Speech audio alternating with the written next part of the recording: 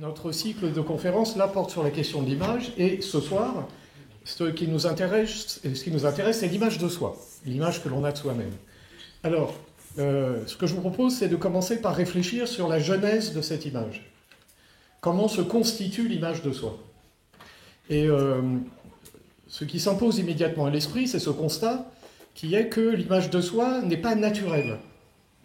On ne vient pas au monde porteur déjà d'une certaine représentation de son être. Enfin, on le voit bien, qu'il y a eu des enfants, c'est bien que le nourrisson qui vient au monde ne se représente pas son être dans le monde et son être face aux autres. Bon. Mais pour qu'on puisse percevoir ça de manière encore plus nette, il convient, me semble-t-il, d'envisager la philosophie de Jean-Jacques Rousseau, puisqu'il nous fournit un modèle qui éclaire très précisément ce qui en nous relève de la nature et ce qui en nous relève de la culture, c'est-à-dire de tout ce que la société surajoute à notre nature, par l'expérience. Alors je vais être plus précis. Dans le discours sur l'origine et les fondements de l'inégalité parmi les hommes, je m'arrête un instant, le titre, le discours sur l'origine et les fondements de l'inégalité parmi les hommes. Vous voyez, si on prend la question d'ailleurs que Rousseau traite dans l'ouvrage, c'est le discours sur l'origine et les fondements de l'inégalité parmi les hommes et si elle est autorisée par la loi naturelle. Autant vous dire qu'avec un titre pareil, aujourd'hui, un éditeur, il n'en vend pas un. Vous voyez, donc, je m'arrête simplement sur le titre pour vous faire remarquer en passant, hein, c'est une parenthèse d'emblée, c'est que on voit bien que le rapport à la temporalité, c'est quand même un peu modifié. C'est-à-dire, vous prenez les titres du XVIIIe siècle, souvent, c'est des titres un peu fiches. Tu as écrit un ouvrage qui s'appelle Réflexion destinée à rectifier les jugements du public concernant la Révolution française. Ouais, le titre, voilà. Donc, bon. Kant est déjà produit des titres un peu critiques de la raison pure. Bon, c'est très abstrait, mais c'est un peu plus immédiat. Bon, donc, on a un rapport au temps qui est très singulier chez Rousseau. Et dans cet ouvrage, donc, dans le discours sur l'origine et le fondement de l'inégalité parmi les hommes, Rousseau nous propose d'envisager ce que l'homme aurait été s'il n'avait pas été modifié par la culture. Alors, quand je dis l'homme, l'être humain, pensons chacun à nous-mêmes. Ce que j'aurais été si je n'avais pas été modifié par la culture. À quoi ressemblerait mon existence si mon être était naturel, c'est-à-dire si en mon être il n'y avait rien d'autre que ce que j'ai en moi lorsque je surgis dans le monde. C'est une hypothèse de travail, c'est pas moi, parce que moi, vous savez, je suis passé par la société, j'ai appris à parler, j'ai un peu appris à penser, j'ai une manière d'être dans le monde qui s'est structurée petit à petit au cours de mon existence. Mais la question se pose de savoir, mais si je n'avais pas été modifié par la société, à quoi ressemblerait mon être? Et là, nous touchons du doigt ce que Rousseau appelle l'homme de la nature, l'être humain tel qu'il est sorti de la nature, indépendamment de ce que la société apporte à son être.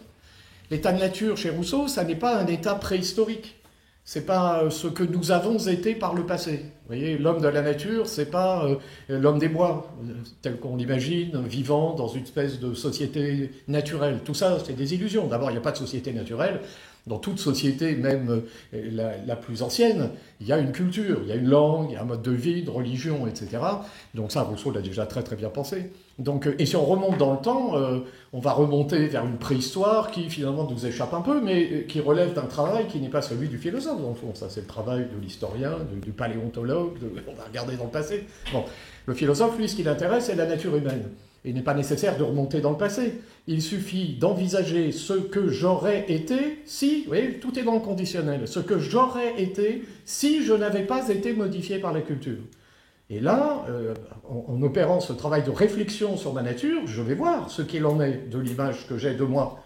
Je vais voir tout de suite si cette image, elle vient de moi, véritablement, de ma nature, ou si elle n'est pas constituée à partir de la vie sociale. Donc opérons ce travail. Envisageons ce que nous aurions été si nous n'avions pas été modifiés par la culture. Opérons une série de soustractions.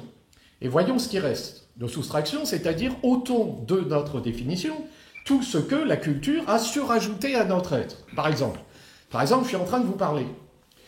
Pour vous parler, j'utilise une langue.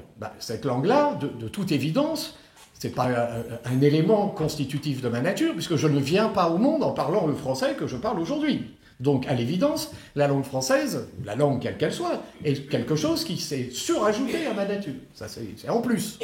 Donc, si je veux me définir, je ne peux pas me définir comme un être qui parle. Puisque pour parler, il faut des mots. Et pour qu'il y ait des mots, il faut une culture. Et pour qu'il y ait une culture, ben, il faut que je sois déjà modifié. Vous voyez, sinon, le nourrisson venant au monde connaîtrait déjà le mot, alors que, nous le savons bien, il ne parle pas, mais il crie. Et le cri, c'est autre chose. Le cri n'est pas un mot, le cri, c'est un effet de la nature. Le cri obéit à l'amour de soi, dit Rousseau, ou à l'instinct de conservation. Le petit crie parce qu'il a faim, parce qu'il a soif, parce qu'il y a quelque chose qui le dérange. Et on sait bien, les jeunes parents un peu démunis, qui posant la question à l'enfant, qu'est-ce que tu as, voient immédiatement qu'il n'y a pas d'échange. Le petit n'attend pas un dialogue, ce qu'il attend, c'est un comportement adapté. Voilà. C'est amusant d'ailleurs de voir parfois l'été les parents qui sont en t-shirt confortable, le petit il est emmitouflé jusque-là, il dort pas, il crie, alors qu'est-ce que tu as? Il n'y a pas besoin de dialoguer, il a chaud, voilà, c'est simple. Si tu es en bras de chemise, le petit, il faut qu'il soit dans un équivalent. C'est pas... Les parents qui font ça, d'ailleurs, c'est les parents attentifs, hein. Justement, c'est la crainte. On emmitoufle un peu, on a peur qu'il lui arrive quelque chose. Bon. Donc le petit crie mais ne parle pas la langue est surajouté à ma nature. Mais si le mot s'ajoute à ma nature, alors la pensée s'ajoute à ma nature. Parce que c'est bien dans les mots que nous pensons. En tout cas, là, j'en fais l'expérience. Je suis en train de vous parler, je vous garantis qu'en parlant, j'éprouve ma pensée en acte.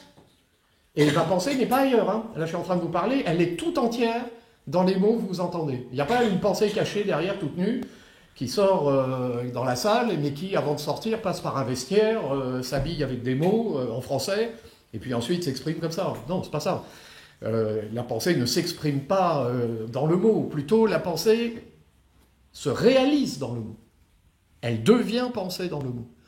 Parler et penser, d'ailleurs on peut chacun l'observer, c'est simultané. Je suis en train de vous dire que ma pensée dans le mot que vous entendez, et regardez bien quand vous m'entendez, si je m'y prends pas trop mal, si ce que je dis est intelligible, vous saisissez ce que je dis, ma pensée, en saisissant les mots.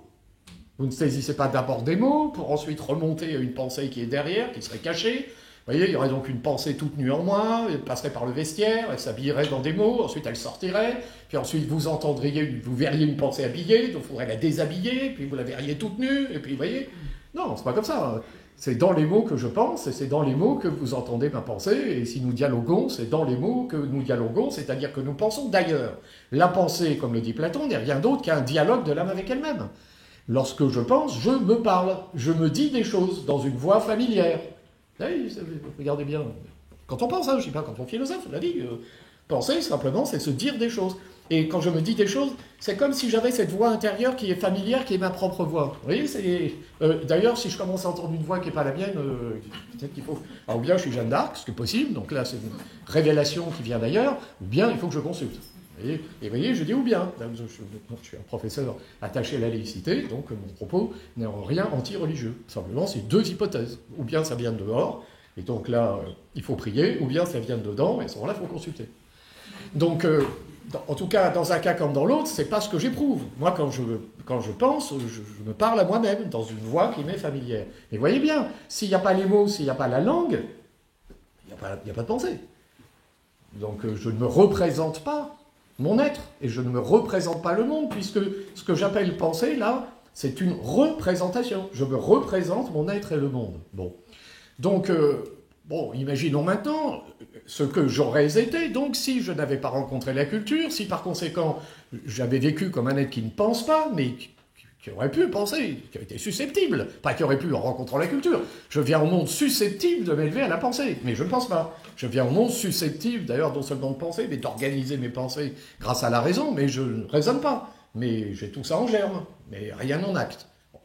Donc imaginons j'essaie d'imaginer là, ce que j'aurais été si je n'avais vécu que ainsi, comme un être seulement perfectible, ne pensant pas, ne parlant pas, mais simplement susceptible de penser, de parler, etc. Imaginons d'ailleurs, pour que les choses soient plus nettes encore, ce qu'aurait été notre existence dans une situation de fusion avec la nature. On ne se demande pas si ça existait, c'est pas le problème. C'est pas le problème. Si je me demande ce qu'est un triangle, que j'imagine un triangle dans un univers où tout est vert, un triangle est vert. La question n'est pas de savoir si dans l'univers tout est vert. En tout cas, le triangle dans un univers où tout est vert, il serait vert. Dans un univers où tout est rouge, il serait rouge. Mais si je le mets dans le premier ou dans le deuxième par la pensée, il est vert, il est rouge, mais enfin il a toujours trois côtés. Donc vert, rouge, c'est accidentel, trois côtés, c'est essentiel. Bon, on fait pareil avec la nature humaine. Si j'envisage mon être dans une nature satisfaisant tous mes besoins par hypothèse, ça n'a jamais existé, peu importe. Imaginons, je viens au monde, je suis seulement perfectible, et la nature subvient à tous mes besoins. Ben à ce moment-là, je reste solitaire. Ben oui, quelle serait la raison qui me pousserait à entrer dans une société avec des contraintes, des règles, aucune raison. Je tendrai la main, je me nourrirai, je me pencherai, je m'abreuverai au ruisseau, puis je m'endormirai au pied de l'arbre qui m'aura fourni le repas. Je paraphrase Rousseau, et mes désirs auraient été satisfaits, mes désirs seraient satisfaits. Donc l'hypothèse que je suis en train d'envisager m'indique ce que j'aurais été si je n'avais pas été modifié par la culture. Et ce que j'aurais été, c'est un être vivant dans l'immédiateté, incapable de se représenter son être et le monde. Un être qui, dans le fond, et là Rousseau dit ça en contrat social, serait une sorte d'animal stupide et borné. Mais un animal métaphysique malgré tout, puisque j'aurais été un animal susceptible de penser, de parler, de raisonner, de philosopher, de produire des œuvres d'art, ou d'être un tyran, ou de faire mille choses. C'est ça la liberté. Potentiellement, je suis tout au départ, mais je suis rien en acte. Donc, mais imaginons, si j'avais vécu dans cette nature hypothétique, je serais resté seulement perfectible. Donc, regardez bien, ce que je suis en train de dire là, c'est qu'un être seulement perfectible, c'est-à-dire ce que j'aurais été, si je n'avais pas été modifié. C'est-à-dire ce que je suis dans ma nature. Encore maintenant, bien sûr, tout ça c'est recouvert, c'est modifié. Mais dans le fond, je suis cet être, qui n'est rien d'autre qu'une potentialité. Eh bien, si j'avais vécu comme cet être, mais dans les faits, là, sans pensée, sans représentation, j'aurais vécu sans image de moi. Voilà, il n'y aurait pas d'image de moi. J'aurais bien des perceptions, si on veut, du monde. Enfin, les choses me seraient présentées dans une sorte d'immédiateté. Je décrivais ça tout à l'heure. Dans ce monde-là, si j'avais faim, je tendrais la main. Si j'avais soif, je me pencherais. Les choses m'étant présentées, je les saisirais à l'occasion. Mais comme je serais incapable de me représenter les choses, je ne me dirais pas que je suis là et qu'il y a un monde, et que parce que je me dis qu'il y a un monde, alors je ne suis pas totalement prisonnier du monde. Je ne me dirais pas ça, je ne me dirais rien du tout. Je vivrais dans une sorte d'éternel présent, dans une immédiateté, et je connaîtrais une vie exempte de toute inquiétude. Je ne connaîtrais pas les affres, ni de la vie sociale. D'ailleurs, aurais-je même conscience d'être mortel? Non. Non, je vivrais dans un éternel présent. Alors, la mort ne me serait même pas présentée, puisque j'ai dit que je serais solitaire. Donc je ne verrais pas la mort des autres, puisque je serais solitaire. Nomade. Nomade. Ah oui, parce que pourquoi je serais attaché à un lieu? Si je n'étais que perfectible, et si la nature subvenait à mes besoins, je me déplacerais en fonction de la nécessité de satisfaire mes besoins. Donc si je suis à tel endroit, dans une sorte de forêt hypothétique, primitive, que la cognée ne m'utile à jamais, dans cette forêt-là, je pourrais me nourrir ici, mais enfin, s'il y avait une difficulté ici, j'irais ailleurs. Puis voilà, donc je serais solitaire et nomade. Autrement dit, je me définirais par la liberté et le nomadisme. C'est ça. Ce qui est intéressant là à réfléchir, c'est que dans cette situation-là, j'ignorerais toute forme de concurrence. Il n'y aurait pas de concurrence avec les autres dans la solitude. Je serais dans cette immédiateté qui ferait que je ne me perdrais pas dans le regard de l'autre, puisqu'il n'y aurait pas le regard de l'autre. Là, je suis en train de penser, pas une espèce d'identité qui me définirait par un ancrage dans telle société, à telle époque, dans telle famille, dans telle classe, pas ça. Ici, ce qui me définit, c'est une nature, quelque chose qui est de l'ordre d'une essence, c'est-à-dire, il y a quelque chose en moi qui est la liberté. Mais dans cette essence, je ne trouve pas la représentation, je ne trouve pas l'image du moi. Voilà, il n'y a pas d'image de soi naturel. Et ce que je dis en réfléchissant cet être naturel qui n'a jamais existé, mais qui est ce que moi j'aurais été si j'avais vécu dans cette situation, on l'observe chez le nouveau-né. Enfin, le nouveau-né vient au monde, sauf qu'il n'a pas le corps. Parce que moi, là, je viens d'imaginer ce que j'aurais été avec mon corps d'aujourd'hui, mais avec une âme seulement perfectible. Donc ça c'est l'homme de la nature, l'être humain naturel. Alors que le nouveau-né, lui, il a ça, mais il n'a pas encore le corps qui va avec. Et quand il tend la main, elle arrive à la hauteur de l'oreille, donc on sent qu'il n'est pas terminé. Et donc, il naît dans une situation de dépendance. Vous voyez, il naît dans cette situation de dépendance. D'où l'illusion, d'ailleurs. Il naît dans la situation de dépendance. Donc, c'est par nature qu'on est dépendant. Donc, finalement, on est fait pour vivre dans des hiérarchies. C'est Bossuet, hein. Donc, le roi est au peuple, ce que le père est à ses enfants. Et non. Oui, enfin, Oui, le nouveau-né qui vient au monde, il vient dans la dépendance, ça on est bien d'accord. Enfin, un peuple n'est pas composé de nouveau-nés, donc là il y a un sophisme. On ne peut pas partir de là pour en déduire une inégalité naturelle. Non, il faut partir de l'hypothèse que je viens d'évoquer. Je vis solitaire, nomade, par hypothèse, dans un état de fusion avec la nature, et alors, pas de concurrence, pas de rivalité, pas d'image du moi, on pourrait même parler de bonheur, mais enfin un bonheur sans conscience. Donc un bonheur très pauvre. Pas le bonheur auquel j'aspire, moi qui vis maintenant dans une situation où la pensée s'est actualisée. Donc, sans bonheur, sans conscience. Bien. Donc, on voit d'où ne vient pas l'image du moi. Elle ne vient pas de la nature. Donc, par contraste, maintenant on peut comprendre la genèse de cette image. On comprend qu'il n'y a d'image de soi que dans la relation à l'autre. C'est dans la relation à autrui que l'image du moi voit le jour.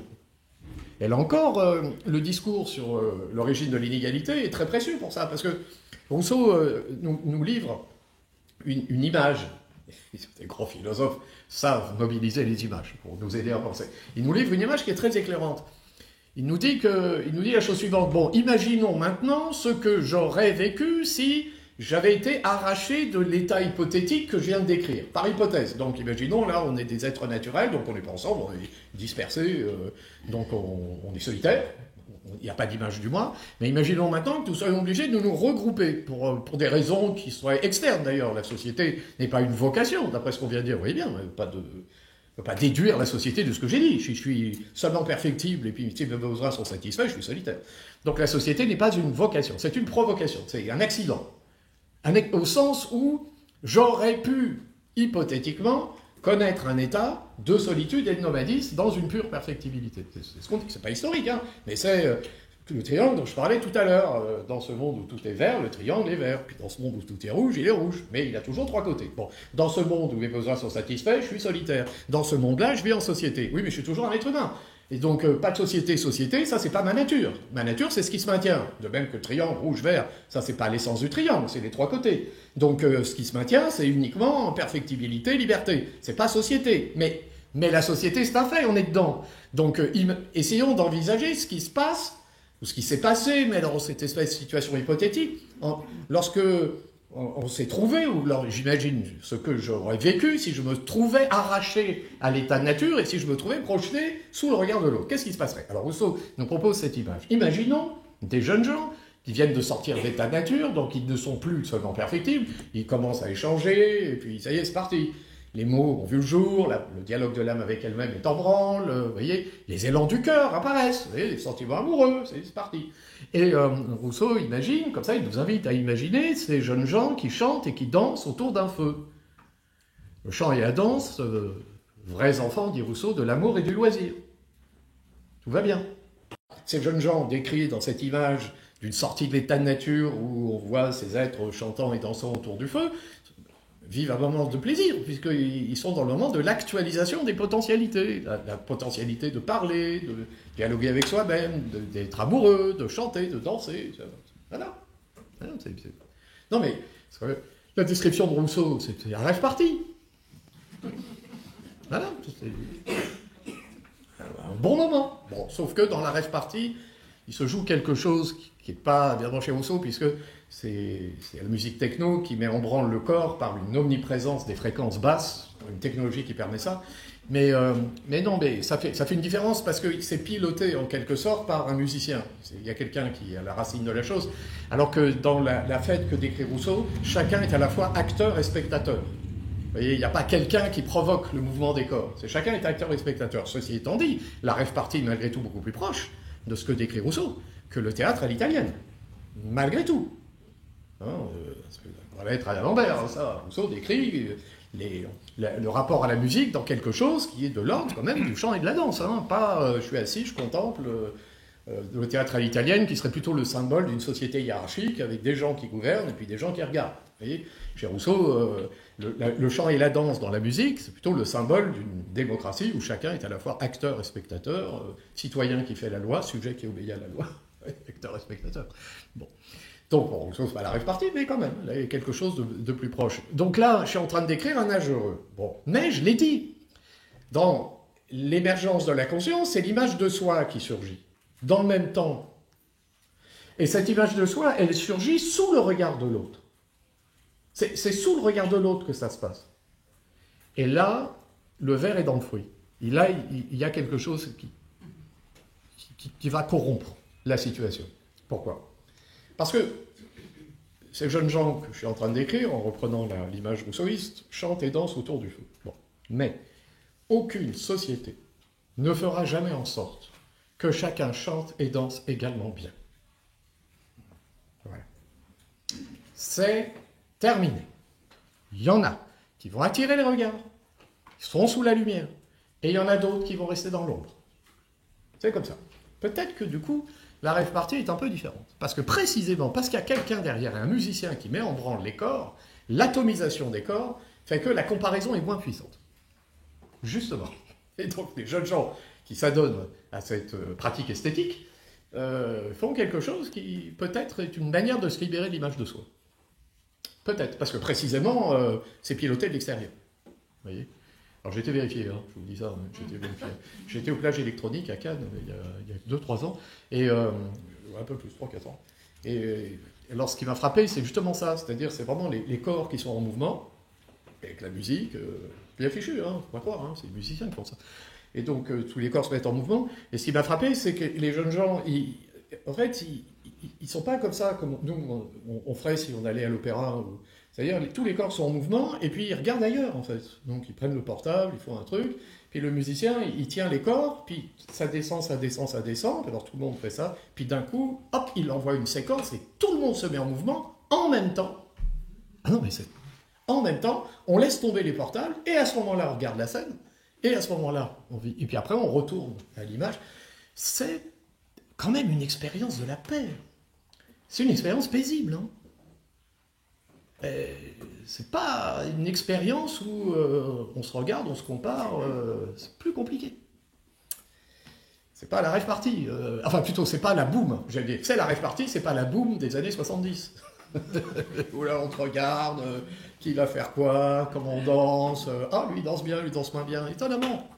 Et oui, parce qu'il y a les corps sont tenus par la musique, vous voyez, et puis ils sont tenus collectivement, et à ce moment-là, collectivement, mais chacun est dans une bulle. Voilà, chacun est dans sa bulle. Et finalement, comme chacun est dans sa bulle, l'image de soi passe au second plan. Alors que ce que décrit Rousseau, c'est pas tout à fait ça, parce que on chante, on danse, on est tous sous le regard les uns des autres, mais il y en a qui dansent mieux, il y en a qui dansent moins bien, il y en a qui chantent mieux, il y en a qui chantent moins bien. Et par conséquent, ceux qui sont plus doués pour pratiquer cet art vont attirer les regards, les autres sont dans l'ombre, et on voit bien comment, immédiatement, ce qui surgit, c'est, avec l'image de soi, une scission intérieure. Une scission intérieure entre l'être et le paraître. Vous voyez? Une division du moi.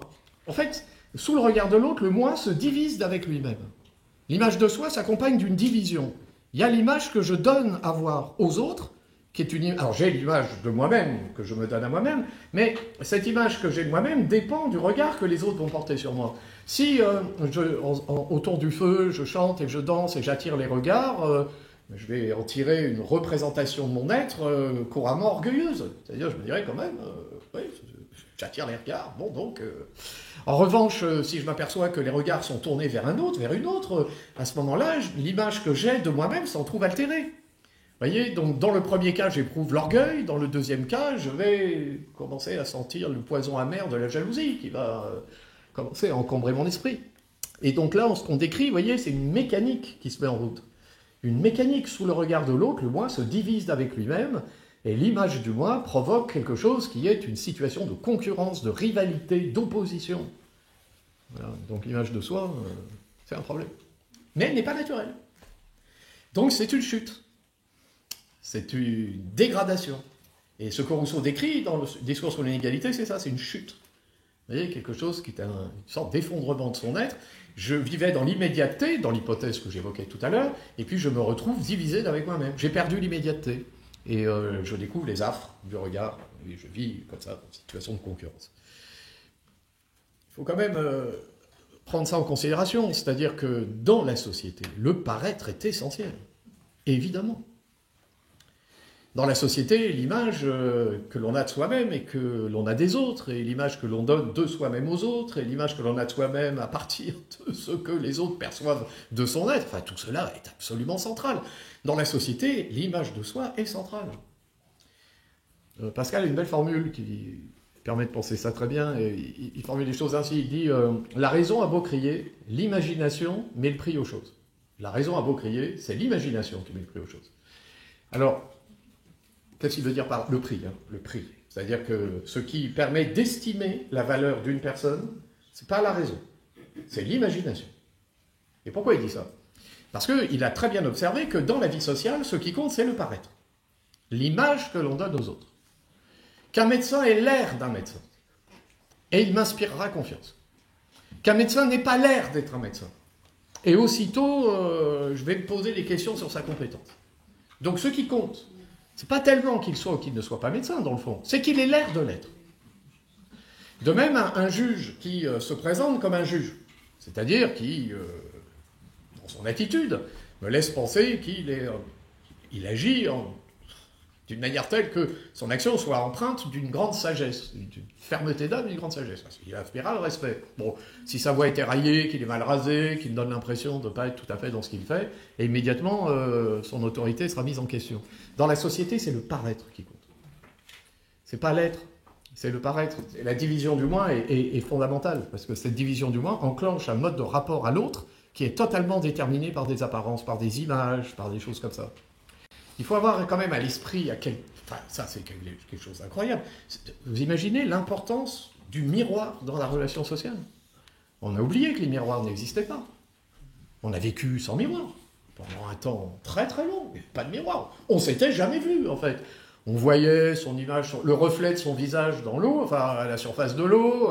Si on avait un seau d'eau, on pouvait peut-être voir un peu, avec un métal un peu... Alors déjà, au seau d'eau, ça, tout le monde pouvait peut-être, sur une mare un peu calme, là, alors dès que ça s'agite un peu, c'est on ne plus rien, donc déjà c'est compliqué, mais avec un miroir poli, mais déjà il fallait avoir des moyens pour avoir le miroir poli, etc. Le miroir poli permettait de voir une partie de mon visage, un peu, enfin, vous voyez, si vous avez déjà vu des miroirs au mercure, comme on voit pas si bien que ça quand même, hein, faut deviner, il faut deviner, il n'y a pas la netteté qu'ont les miroirs que nous connaissons.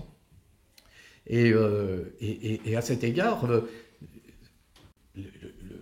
la galerie des glaces de Versailles, voilà, c'est l'invention de notre monde. Essayez d'imaginer un instant l'expérience d'un noblion qui vient de province et qui arrive à Versailles. Bon, lui, son objectif, c'est aller à Versailles, c'est tout. Il faut se rapprocher de l'œil du roi. Le reste, on peut. Bon, il arrive dans la galerie des glaces. Et d'un seul coup, il se voit en pied. En pied, la tête aux pieds, la galerie des glaces. Il est confronté à l'image qu'il a de lui-même. Et là, il découvre quelque chose. Parce que cette image qu'il a de lui-même, il l'a dans la galerie des glaces, c'est-à-dire qu'il ne l'a pas dans sa salle de bain. Il l'a en public, parmi les autres. Parmi les autres. Donc il se voit parmi les autres. Et là, c'est le choc. Il y en a certains qui se disent « Waouh !» Bah, il y a du boulot quand même. Je savais bien que j'étais pas un Apollon, mais alors là, parmi les autres, je me rends compte que là, il y a... Vous voyez, puis d'autres, au contraire, se disent « Ah bah, je m'en sors pas mal finalement, j'avais pas vu ça comme ça. » Ah, c'est pas mal. Bon. Mais justement, regardez bien dans ces reflets du moi qui sont donnés dans le miroir, engendrent dans le premier cas la déception et la jalousie. Parce que pourquoi lui et pas moi, pourquoi elle et pas moi, ou à l'inverse, l'orgueil. Oh, quand même. Bon. Et le monde, c'est notre monde, hein. Regardez les galeries des glaces, on y est tous rentrés dans la galerie des glaces. Et on y est, complètement, les selfies, tout ça, on est dedans. Voilà, simplement, ça s'est étendu sur toute la surface de la planète, et on est dans l'image de moi, et puis regardez-moi, puis moi parmi les autres, etc. LVMH. Ah, évidemment, l'industrie du luxe, la mode, etc. Non mais, regardez bien. Là, il y a une publicité de Dior, là, la nouvelle qui vient de sortir, avec Rihanna, une chanteuse américaine. Eh bien, ils ne se sont pas trompés. À Versailles. Dior, c'est à Versailles. Évidemment, c'est là que ça apparaît. L'image que j'ai de moi-même s'inscrit dans une logique de concurrence, de rivalité, d'opposition qui réclame des artifices, des moyens pour affronter cette concurrence, cette rivalité. Les artifices, les moyens, c'est tout ce qui fait que mon paraître, l'image que je livre aux autres, peut, avec un travail approprié, être à la hauteur où je m'imagine moi-même. Vous voyez, c'est ça, il faut... Et si j'y arrive pas, eh ben, je suis déçu, je suis malheureux. Voilà, et si j'y arrive pas, j'ai perdu dans la concurrence. Puis il y en a qui y arrivent, au contraire, et puis d'autres qui n'y arrivent pas. Regardez sur Internet, les images de soi qui sont projetées sur Internet, mais il y en a, c'est des champions, puis d'autres, ils n'y arrivent pas. Il y en a, mais les influenceuses, là, ou mais écoutez, on se moque, mais bon, quand même, c'est incroyable, 32 millions d'abonnés. Alors des fois, je me dis... non mais c'est pas tant. J'ai vu une vidéo sur TikTok, c'était un... Alors là, c'est pas l'image, c'est l'image de l'animal, qui aussi fascine beaucoup nos contemporains. Et donc là, c'était un éléphanto qui faisait je sais pas quoi. Et alors l'éléphanto, c'est, je sais pas, 15 millions de vues. Enfin, vous voyez, direct. Bon. Après, il y a l'élément philosophique, bon, c'est 300 vues. Bon. Alors là, je me suis dit, peut-être que le philosophe qui voudrait projeter une image de lui qui pourrait provoquer un effet chez l'autre, il faudrait qu'il fasse la même chose, mais avec un petit éléphant à côté. Vous voyez, ce serait la philosophie de la trompe. Voilà, c'est pas un truc. Et hop, là, d'un seul coup, l'image produirait un effet. Donc, regardez bien, la j'ironise. J'ironise, mais la chose est vraiment centrale dans nos vies. L'image que l'on a de soi, c'est ce qui détermine le rapport que nous avons avec les autres. C'est déterminant, c'est évident. Et moi, je fais un métier où je suis sans cesse sous le regard des autres, des jeunes gens. Voilà. Et alors, pour ceux qui me connaissent, c'est une chose que j'ai déjà dite à plusieurs reprises, mais je m'en lasse pas, puis le temps passe, c'est de plus en plus prégnant. Je fais ce métier depuis quand même un petit moment maintenant, et sous les yeux, j'ai des regards, et des regards de jeunes gens qui ont, alors quand j'ai commencé, j'ai enseigné dans le secondaire, maintenant j'enseigne en classe prépa, mais ça, entre 17 pour le secondaire, encore qu'il y a quelques élèves de prépa qui arrivent en prépa à 17 ans, on ne sait pas comment ils ont fait, et jusqu'à 22 ans. Donc je vis devant des jeunes gens qui ont entre 17 et 20 ans, toujours, et comme l'œil ne se voit pas lui-même, je ne vois que ça. Donc j'ai le sentiment d'une éternité.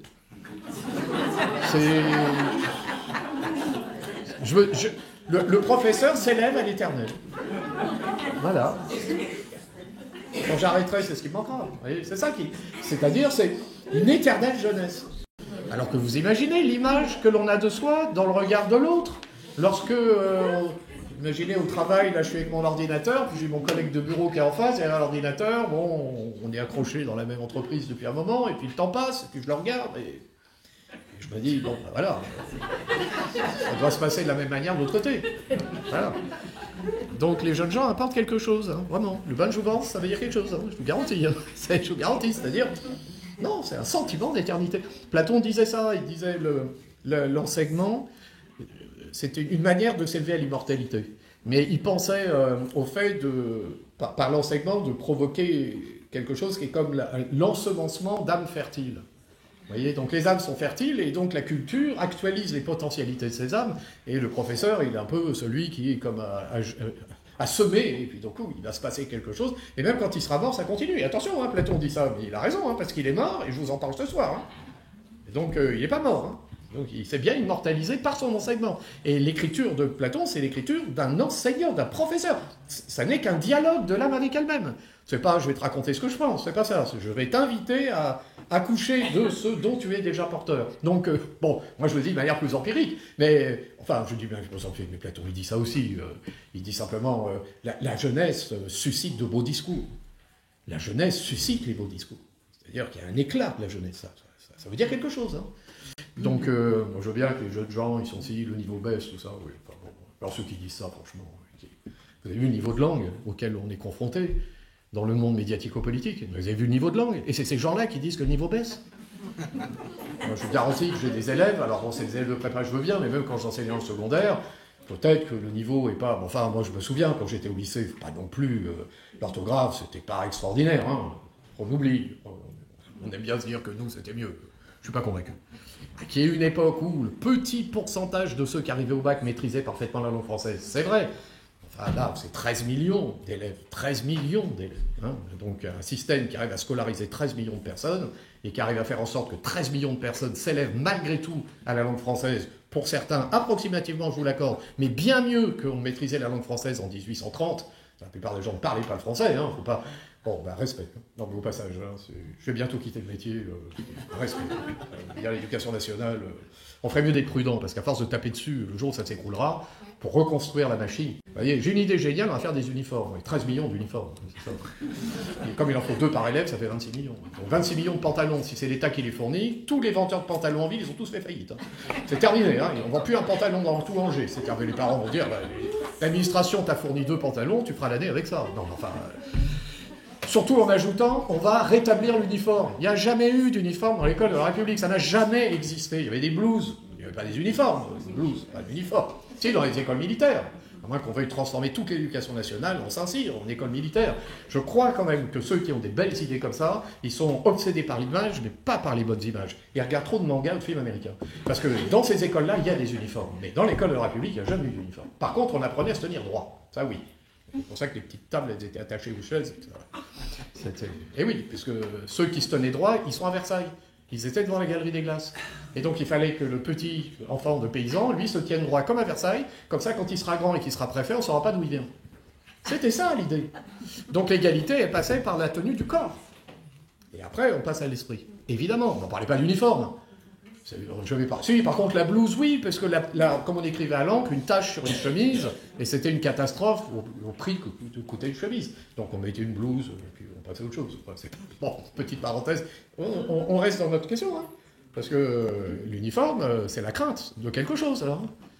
Il faut uniformiser les corps des jeunes gens, c'est sûr.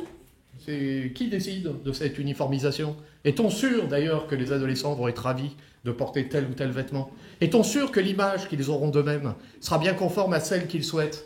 Et cette jeune fille dont l'embonpoint suscite en elle déjà une inquiétude, avec cet uniforme qui sera choisi par l'autre et qui mettra son embonpoint encore plus en évidence, est-ce que cette jeune fille ne va pas souffrir? Au nom de quelle égalité? Non, mais là, c'est le professeur qui parle. Vous voyez? Donc, oui, non, mais ça, on n'y a pas pensé. Parce que, attention, chez les jeunes gens, le vêtement, c'est central. Parce qu'ils le savent bien que le paraître est central. Et donc, les disputes en famille sur les pantalons, les chemises et les machins, alors on va régler ça avec les uniformes, c'est sûr. Et est-ce qu'on va pas avoir des jeunes gens qui ne voudront plus aller à l'école parce qu'ils ne voudront pas porter ce truc-là? D'ailleurs, la plupart, il y en a qui ne porteront pas. Évidemment. Et qu'est-ce qu'on fera à l'entrée? On les mettra à la porte. Donc, déjà... faire respecter la laïcité par des vêtements qui ne sont pas religieux, c'est déjà pas mal. Ça va pas d'en rajouter une couche avec des problèmes que personne ne saura régler. Et encore, hein, dans ce prix-là, il n'y a pas les chaussures. Hein. Et il n'y a pas le parka. Hein. Il y a juste le polo, le t-shirt quand il fait chaud et le pantalon. Donc il n'y a pas les chaussures. Donc il y aura toujours les marques. Évidemment. Là, c'était le petit moment où le professeur dit quand même... Il faudrait penser aux jeunes gens au lieu de penser à soi. Voilà, quand on parle de l'école, il faut penser aux jeunes gens plutôt que de penser à soi. Mais eux, justement, ils sont dans la situation que j'évoquais à l'instant. L'image de soi, elle est là. Et elle est très présente. Il faut faire très attention. Mais justement, peut-être que la salle de classe, quand elle est conforme à sa destination initiale, permet de se libérer un peu de ça, un petit peu. Alors le prof, lui, il est sous le regard de l'élève. Ça, il ne coupera pas. S'il y a 30 élèves, il y a 30 regards. Il faut faire avec. Mais un élève qui est dans la situation... de regarder son maître dans une classe où il n'y a pas cette espèce d'îlot à bavardage, mais où il y a vraiment un face-à-face avec le maître. Cet élève-là, autour de lui, il n'y a que des ombres. Vous voyez? Il n'y a pas les autres. Donc il échappe au regard des autres. Donc l'école de la République permet, quand ça marche, de faire en sorte que chacun échappe au regard de l'autre pour n'être plus que sous le regard du maître. Même, précisément, le regard du maître est le seul regard qui n'entre pas en concurrence. Plus tu réussis, plus je suis content. Ça, je rappelle à mes élèves de temps en temps. Bah, profitez-en, hein, parce que ça ne va pas durer. Parce que dans la vie sociale, si je produis un effet social qui est de l'ordre d'une réussite quelconque, il n'est pas évident que je réjouisse tout le monde autour de moi. Hein. Je vais peut-être susciter des jalousies, des animosités, des remarques, etc. Évidemment. Donc, le moment d'apprentissage que je décris là, c'est pas le jardin à la française, hein, et c'est pas la galerie des glaces de Versailles. Donc, là, l'analyse de Rousseau est quand même très éclairante. L'image de soi est synonyme de concurrence, de rivalité, d'opposition, finalement de souffrance. Il y a quelque chose dans cette image qui est douloureux. Alors, évidemment, la question qui se pose immédiatement, c'est alors comment on peut se libérer de cette douleur? Bon, il y a une porte qui est fermée, hein. C'est de revenir à l'état d'avant l'image de soi. Parce que ça, c'est un état, on l'a dit, hypothétique. Autant vouloir revenir à l'état du nouveau-né, qui ne parlerait pas, ne penserait pas, ne craindrait pas d'ailleurs de se présenter sous le regard des autres dans la nudité. Il y en a plusieurs, le nouveau-né, puisqu'il n'a pas cette image de soi qui le met en concurrence. La seule chose qui le préoccupe, c'est d'exister. Par contre, dès qu'il va commencer à penser, c'est pas quand il va dire papa ou maman, hein, c'est quand il va dire je. Et quand il va dire je, il va dire non, en même temps. Et en même temps, il va dire maintenant le corps, on fait attention. Parce que, ça y est, il est dans le paraître. Il a compris que le regard est aussi un jugement. Et qu'il perçoit l'image de l'autre, mais que l'autre perçoit l'image de lui, et c'est parti. Bon.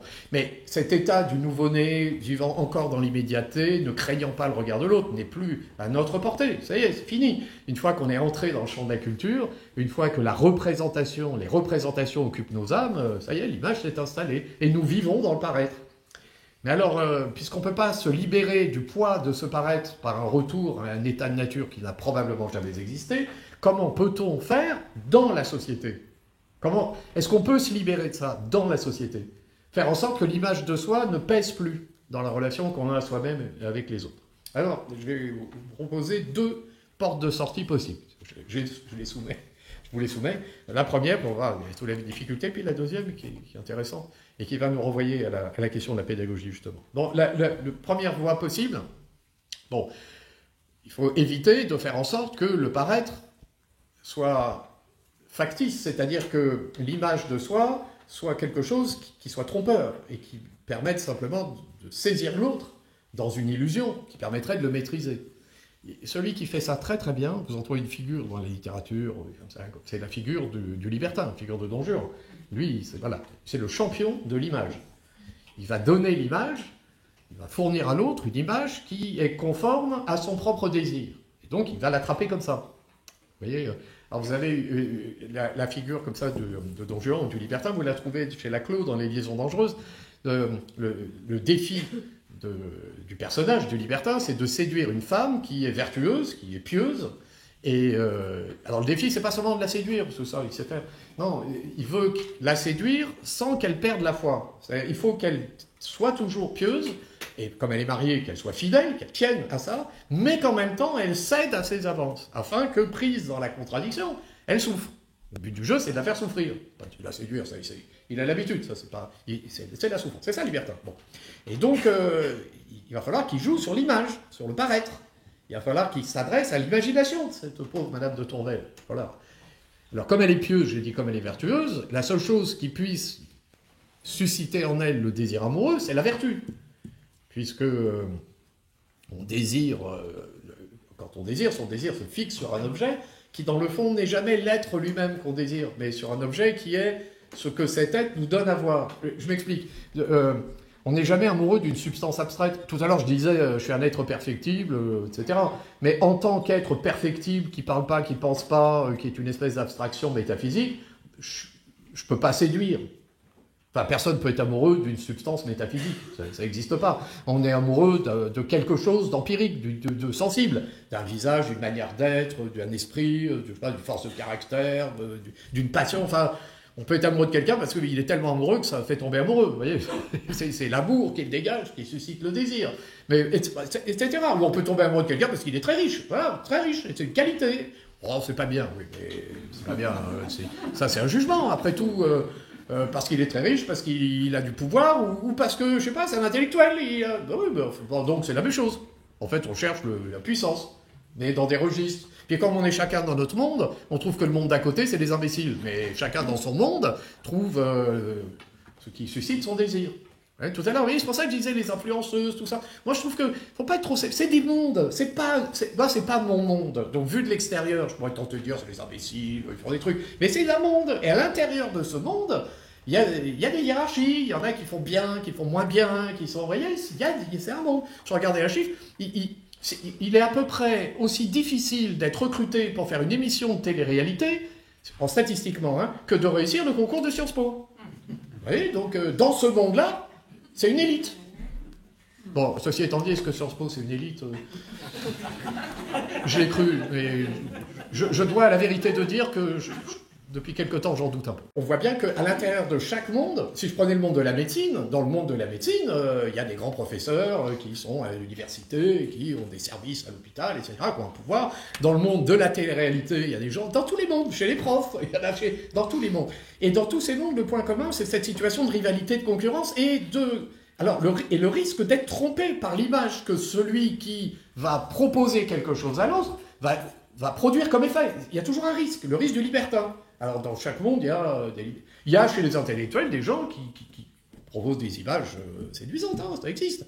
Il y a même le nom philosophe dessous, et il n'y a pas de philosophie. Mais c'est pas grave, il y a le nom. Donc, Si je dis quelque chose qui a l'air, c'est suffisant, puisque c'est le paraître qui compte, ça existe. Hein. C'est ça le libertin. Lui, il va faire semblant, et il peut séduire en provoquant le désir par l'apparence. Et alors, la figure de Valmont, c'est exactement ça, parce qu'il va trouver l'angle d'attaque. Il est suivi par le valet de Madame de Tourvel. Bon.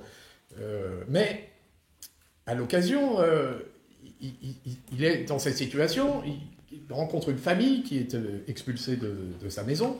Donc la femme est éplorée, les enfants sont affolés, on est au XVIIIe siècle, hein, ils sont mis à la rue, ils vont mourir, hein, c'est vraiment...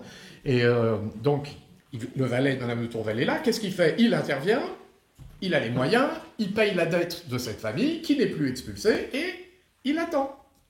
Voilà, il attend. Lorsque le valet va dire à Madame de Tourvel que cet homme, dont tout le monde dit que c'est un libertin, un égoïste, quelqu'un qui n'a aucun sens moral, quand elle va apprendre qu'en secret, il pratique la vertu, hors de tous les regards, pas pour donner des images, mais parce que lui est authentiquement vertueux, évidemment, elle va tomber amoureuse de lui, et il va gagner la partie. Donc, l'image, attention, sur le plan social, et ça finit dans la mort, évidemment, puisque quand elle va comprendre qu'elle a été trompée, elle va mourir. Le problème, c'est que lui, il a joué avec l'image, mais c'est pour ça que j'évoquais ça tout à l'heure, il va tomber amoureux. Et là, ça, c'est pas prévu au programme. Parce que ce qui fait qu'il va tomber amoureux, c'est la puissance d'amour de cette femme. Mais regardez bien, il va tomber amoureux parce qu'elle l'aime tellement qu'il ne peut pas rester insensible à cet amour. Et donc, il va tout perdre, parce qu'il va perdre cette femme, il va perdre la vie. Simplement, vous voyez, il ne peut tomber amoureux que d'une femme qu'il aime, parce que dans le fond, c'est lui qui l'aime. Voilà, c'est pour ça qu'il l'aime. Et jusqu'au bout, il est lui-même, en fait. Oh, elle m'aime tellement. Mais c'est vrai que je suis tellement extraordinaire que je ne peux pas ne pas l'aimer, vous voyez, mais c'est parce qu'elle m'aime. Bon, alors qu'elle, d'ailleurs, lorsqu'il cherche avant de mourir, parce qu'il se bat en duel, c'est un suicide, en fait, il cherche à lui faire dire qu'il l'aimait, etc.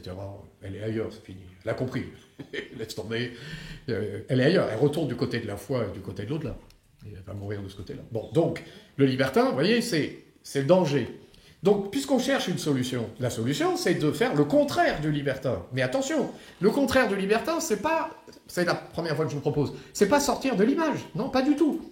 C'est continuer de produire dans la société une image. C'est-à-dire d'entretenir une image de soi et de proposer à l'autre une image. De toute façon, on n'a pas le choix, puisqu'on est sous le regard de l'autre, et que ce que l'autre perçoit de moi, ça n'est qu'une apparence du moi, et jamais le moi tel qu'il est en lui-même, indépendamment de toute manifestation. Donc il va falloir que je lui donne quelque chose qui est de l'ordre d'une image. Mais si je ne suis pas le libertin, ce que je vais lui donner à voir, c'est une manifestation, non pas de ce que j'ai envie de lui soumettre pour avoir le pouvoir sur lui. Non, je vais manifester devant lui ce que je suis. Je vais jouer comme un acteur, mais je vais me jouer moi-même. Et là, vous rencontrez la figure de l'honnête homme au sens du XVIIe siècle. Vous voyez, c'est ça l'honnêteté. Au XVIIe, quelqu'un qui est vertueux, on a ça sous la plume d'un auteur qui s'appelle le Chevalier de Méry qui dit ça, c'est-à-dire l'honnête homme est un acteur. C'est un acteur. C'est le point commun avec le libertin. La différence, c'est que le libertin joue le personnage qu'il n'est pas, alors que l'honnête homme joue la personne qu'il est. Mais il faut qu'il la joue. Et il faut qu'il la joue bien, cette personne. Et donc, au séducteur trompeur que représente le libertin, là, il faudrait opposer l'amant sincère, qui campe bien son personnage. Parce qu'il va falloir faire l'amour. Faire l'amour, hein, je vous rappelle ce que ça veut dire dans la langue française classique. Hein. Faire l'amour, c'est le faire être, le faire d'être par les mots. Faire l'amour, il faut le faire. Donc si je suis amoureux de telle ou telle personne, il va falloir que, par ma manière d'être, par la langue que j'emploie, par les mots, les tournures que je vais mobiliser, il va falloir que je suscite le désir. Mais là, ça suppose un certain savoir-faire. Donc, le libertin, il a compris une chose, c'est que l'image est centrale et que c'est elle qui pilote, mais il cherche à en tirer un bénéfice qui l'éloigne de toute vertu. Donc, le libertin est à la relation amoureuse ce que le tyran est à la politique. Parce que vous l'avez reconnu, le libertin, c'est exactement l'analogue du démagogue qui va livrer au peuple ce que le peuple a envie d'entendre. Mais quand il fait ça, d'ailleurs, il ne s'adresse plus au peuple. Parce que le peuple, c'est déjà une unité politique. Non, il s'adresse à la foule. C'est pas la même chose. En s'adressant à la foule, il livre à la foule ce qu'elle a envie d'entendre. C'est autre chose. Et donc là, il va séduire par un art oratoire, mais un art oratoire qui n'a pour seul but que le pouvoir. Et alors là, c'est le pouvoir des images. Vous voyez, il va provoquer ces images-là, mais des images qui vont séduire, puisque ces images-là sont habitées par le désir de ceux à qui il s'adresse. T'as tellement envie que je te dise ça, je vais te le dire. Et puis comme ça, tu vas trouver que je suis absolument extraordinaire. C'est pour ça, quand on dit un homme politique, oh, c'est un orateur extraordinaire, ouais, il faut se méfier un peu quand même. C'est un orateur, bon, très bien, mais qu'est-ce que tu appelles orateur extraordinaire? Parce que prendre la parole en public et maîtriser la parole publique, c'est un art oratoire, on est d'accord. Mais extraordinaire, tu veux dire que c'est une parole qui a une valeur, que c'est une belle parole? Parce qu'une parole qui trompe, est-ce que c'est beau? Là, je paraphrase Platon, une belle parole, est-ce que ça peut être autre chose qu'une parole vraie? Est-ce qu'il y a plus beau que la vérité? Qu'est-ce qu'il y a de plus beau que la vérité? D'ailleurs, il n'y a pas de beauté en dehors de la vérité, dans la mesure où la vérité, c'est l'harmonie. La vérité, c'est au moins l'accord avec soi-même, c'est l'accord avec le réel, c'est ce qui produit l'accord de droit des esprits entre eux. Donc la vérité, c'est la paix, c'est l'harmonie. Ça, c'est beau. Le discours qui simplement provoque des émotions, qui provoque des mouvements mécaniques, et qui a pour seule finalité le pouvoir de celui qui énonce la chose. Ça, c'est dans le domaine politique exactement l'analogue du libertin. Exactement.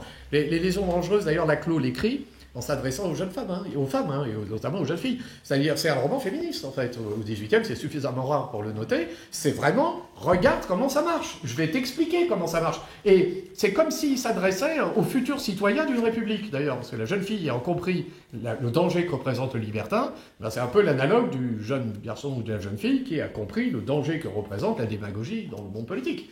Voilà, fais attention, parce que celui qui va proposer une image, c'est peut-être une image qui sert ses intérêts. Regarde bien, il faut regarder de plus près. Il faut quand même regarder de plus près. Donc, l'honnête homme, c'est pas ça. Lui, il va produire un effet. Alors, au sens du XVIIe, donc il saura parler, séduire, etc. Mais il le fera en étant fidèle à sa propre nature. Voilà, c'est l'acteur sincère. C'est paradoxal, vous voyez. La figure de l'acteur, au premier abord, nous apparaît comme une figure trompeuse, quelqu'un d'hypocrite, qui fait preuve de duplicité, vous voyez, qui se cache derrière un masque. Donc il donne une image qui n'est pas en phase avec la réalité de son être. Parce que c'est ça un acteur au théâtre. Il joue le personnage qu'il n'est pas. Et s'il le joue bien, il va incarner, il fait entrer dans le monde une figure humaine qu'il n'est pas lui-même. Et donc, bon, au théâtre ça va, mais dans la vie, on se dit, ben, si on est acteur, on est comme un acteur. Donc on fait preuve de duplicité. On voit un masque, on ne voit pas. Donc il faudrait être soi-même, authentique. Ne pas jouer, ne pas... Oui, mais ne pas jouer, c'est-à-dire quoi? On l'a dit, on est sous le regard de l'autre, on est divisé d'avec soi-même, entre l'être et le paraître. Comment on fait pour faire en sorte que l'autre perçoive de soi l'être que l'on est? Bon, réfléchissons un instant. D'ailleurs, est-ce que j'ai une conscience très claire de l'être que je suis? Il faudrait déjà que je livre à l'autre, en dehors de tout artifice, cet être que je perçois d'ailleurs comme méritant d'être contemplé, c'est quand même...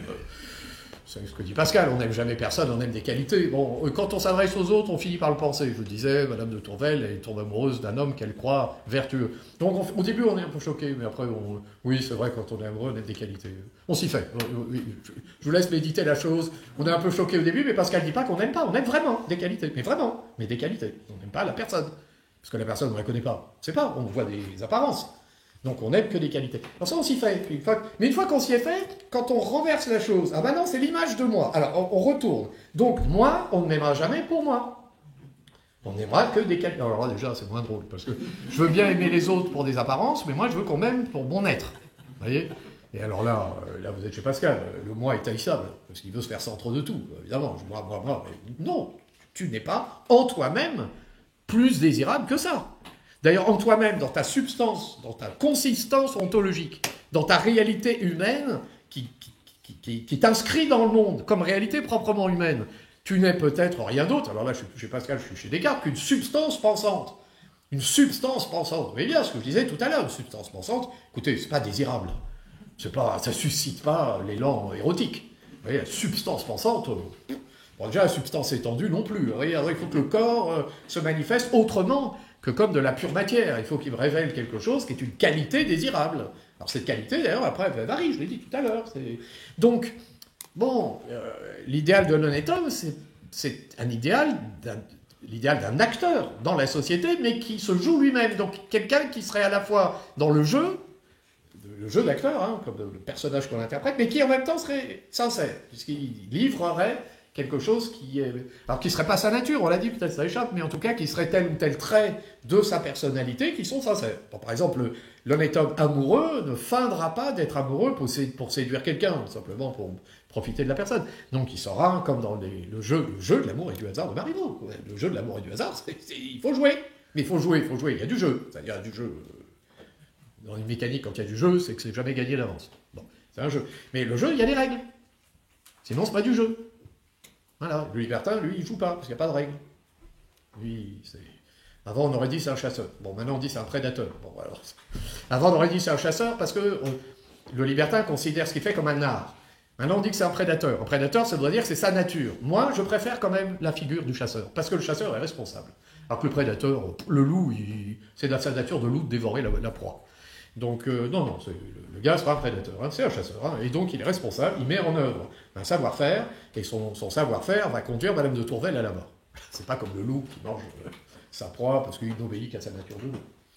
Donc, on voit bien ici, l'honnête homme, lui, il prend l'acteur, il rejette la duplicité. Vous voyez, il prend le jeu, il prend l'image, hein, il garde l'image. Mais il essaye de fournir à l'autre une image sincère. Chez Marivaux, donc je déclinais ça, il y a le jeu des rouages qui fait que c'est pas un jeu d'avance, il y a les règles, et puis le jeu d'acteur. On campe un personnage. Donc l'amoureux sait faire l'amour, je le disais à l'instant, il sait faire être, mais sur une base sincère. Bon, très bien, c'est une porte de sortie. On ne revient pas à l'état de nature, on est dans la société, on sort des catastrophes engendrées par l'image de soi, par un jeu d'acteurs approprié, sincère, finalement vertueux. Bon, toutefois, cette vision de la vertu reste problématique dans la mesure où, là, j'envisage la relation à l'autre comme une relation entre des acteurs sincères. Bon. Ça reste un jeu de paraître. Je suis encore dans la galerie des glaces, je suis à Versailles, quoi. Vous voyez, donc à mon image, ton image, bon, simplement, je vais t'offrir un reflet qui n'est pas trompeur, et puis j'espère que de ton côté, tu en feras de même. On reste dans un jeu de miroir, donc quelque chose qui est factice. Est-ce que, pour dépasser les affres qui sont liés à l'image de soi, il ne faudrait pas envisager une relation à l'autre beaucoup plus radicale? Vous voyez, quelque chose qui ne s'en tienne pas au paraître. Mais pour des êtres qui sont piégés dans le paraître en même temps. Mais est-ce qu'on n'apporte pas en nous un moyen qui nous permet de briser la glace? C'est-à-dire d'aller au-delà du miroir. De toucher l'autre et d'être touché par l'autre, mais par quelque chose qui, en soi et en l'autre, soit vraiment proprement humain. Quelque chose qui ne serait pas une apparence.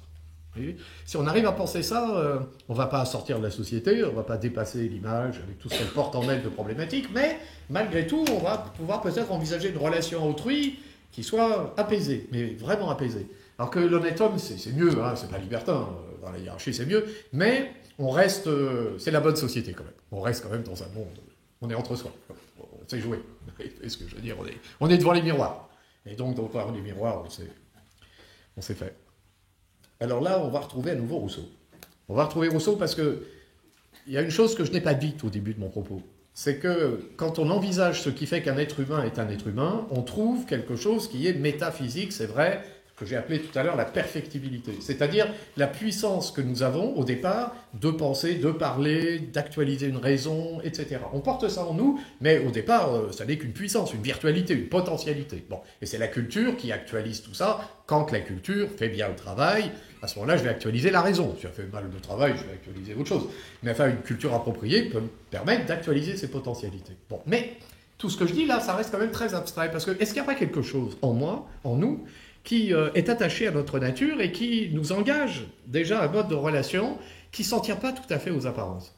Et là, il faut avoir en tête que ce que dit Rousseau dans le second discours, quand il fait remarquer qu'il y a un sentiment qui est attaché à notre nature et qui, justement, bien souvent est altéré par la culture et qui, pourtant, est bien là, au départ. Alors, chez Nourrisson, c'est compliqué parce que lui, il n'a pas le corps approprié, on l'a dit. Mais dans l'hypothèse de l'état de nature que j'envisageais, ce sentiment, il va falloir le penser. Alors, c'est une impulsion de la nature, en fait. Bon, il y a l'amour de soi, j'évoquais ça tout à l'heure, l'instinct de conservation. Bon, ben ça, je le partage avec les animaux, donc ça n'arrive pas. Mais il y a autre chose. Un sentiment que Rousseau appelle la pitié. Alors, la pitié, attention, chez Rousseau, c'est pas la pitié qu'on peut avoir comme ça dans la vie sociale. Tenez mon bras, vous suscitez en moi la pitié. C'est pas ça.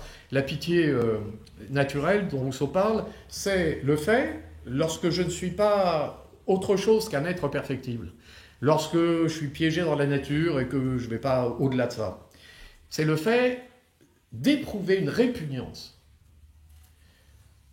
face à la souffrance ou à la mort d'un être sensible. D'un être sensible, hein, pas forcément d'un être humain, dit Rousseau. Regardez, Rousseau propose une image pour penser ça. Imaginez l'homme naturel que j'évoquais tout à l'heure. L'être humain naturel, il est seulement perfectible, ses besoins sont satisfaits, il est solitaire, nomade. Bon. À l'occasion d'une pérénigration, il rencontre cette situation. Un loup est en train de dévorer un jeune enfant. Et il voit le loup dévorer les entrailles palpitantes de ce jeune enfant. Déchire le corps de ce jeune enfant. Est-ce que je peux imaginer dans l'état de nature que j'ai en train d'évoquer, il n'y a pas l'autre, il n'y a pas l'image de soi, il n'y a pas tout ça, hein, je suis seulement perfectible. Est-ce que je peux imaginer que, face à ce spectacle, je puisse éprouver une quelconque jouissance? Non. D'ailleurs, il y a en moi un instinct de conservation qui, par identification, m'invitera à la... Bon, c'est pas une prudence au sens intellectuel du terme, mais m'invitera plutôt à me reculer. Est-ce que je vais sauter sur le loup pour aider l'enfant? Non. Ben non, puisque l'instinct de conservation, justement, m'empêchera de faire ça. Est-ce que je vais me repaître de ce spectacle? Non plus. Ben non, il faudrait déjà, pour que je me repaisse de ce spectacle, que je puisse me dire que j'ai la chance, moi, de ne pas être cet enfant, que moi qui ne suis pas cet enfant, je suis supérieur à lui, puisque je suis en train de regarder ce qui se passe. La pulsion sadique que j'éprouverai là, je ne l'éprouverai que dans une comparaison entre ce que je suis, ce que vit l'enfant, la situation. Autrement dit, il faudrait que je sois capable de me représenter mon être et la situation de cet être. Mais j'ai dit tout à l'heure que dans la situation hypothétique de l'état de nature, je n'ai pas de faculté de représentation. Donc il n'y a pour moi que la présentation de quelque chose qui ne fait que représenter un grand danger. Donc je ne vais pas sauter sur le loup pour aider l'enfant, ça c'est sûr. Je ne vais pas être vertueux. La vertu n'est pas naturelle dans ce sens-là. Mais je ne vais pas non plus me repaître du spectacle. Donc je vais aller plus loin. Voilà, je vais m'en aller. C'est ça la pitié naturelle. La pitié naturelle, c'est la répugnance. Avoir périr ou souffrir tout être sensible. C'est une répugnance, c'est tout. Mais bon, la pitié naturelle, c'est l'état de nature. Bon. Oui, mais, dit Rousseau, maintenant, je suis dans la société. Je suis divisé avec moi-même. L'image du moi occupe mon âme, et je perçois des autres l'image qu'ils donnent d'eux-mêmes. Et dans leur regard, d'ailleurs, je perçois bien que je donne de moi-même une image, et que... Ça, des fois, métiers qui sont difficiles. Les professeurs, hein, c'est un peu compliqué parce que un professeur vit sans cesse sous le regard des jeunes gens, et donc l'image qu'il a de lui-même dépend du regard qui lui est renvoyé en permanence. Donc il peut y avoir dans ce métier de très très grandes souffrances. Vraiment. C'est-à-dire avec une image de soi qui est totalement dégradée. C'est une très très grande souffrance. Moi, mes élèves qui sont en Hippocagne, ils ne savent pas encore, mais parmi eux, il y en a qui sont professeurs. Souvent, on commence par faire des études de lettres, de philo, de langue, etc. Moi, je leur dis, si vous êtes professeur, assez rapidement, mesurez ça. Parce que si vous sentez que l'image de vous est en train de se dégrader, faites autre chose. Et il ne faut pas attendre, hein. Après la mâchoire se ferme, on est pris dans le métier, en plus il y a le concours, difficile. Le jeune étudiant, il se bagarre pour son agrégation, c'est l'Everest par la face nord. Il se dit, cette fois-ci, c'est ça ou rien. Non, non, c'est pas vrai. Il y a plein d'autres choses. Hein. Mais donc il faut affronter ça. Le regard de l'autre, et avec une image de soi qui ne se dégrade pas, ce qui suppose d'avoir déjà de soi peut-être une image pas trop dégradée. Mais là, on rentre dans un domaine, vous comprenez, ça ne s'apprend pas à l'université. Il y a un film qui dit ça très bien, je trouve, c'est La vie d'Adèle. Keshish, il dit ça très bien. L'héroïne qui est amoureuse, elle ne rêve que d'une chose, c'est d'être institutrice. Et alors, elle est épanouie dans ce métier. Bon, et elle tombe amoureuse d'une jeune femme, mais qui, elle, l'institutrice vient d'un milieu populaire. L'autre, elle vient d'un milieu bourgeois, parisien, etc. Bon, alors, on est ouvert. On accepte, évidemment, sa vie. On accepte son homosexualité, ne pose aucun problème. Mais enfin, quand même, petite institutrice. Ça, non. C'est quand même... Ça, c'est pas mal, ça. Moi, je trouve que le film... Non, bon, enfin...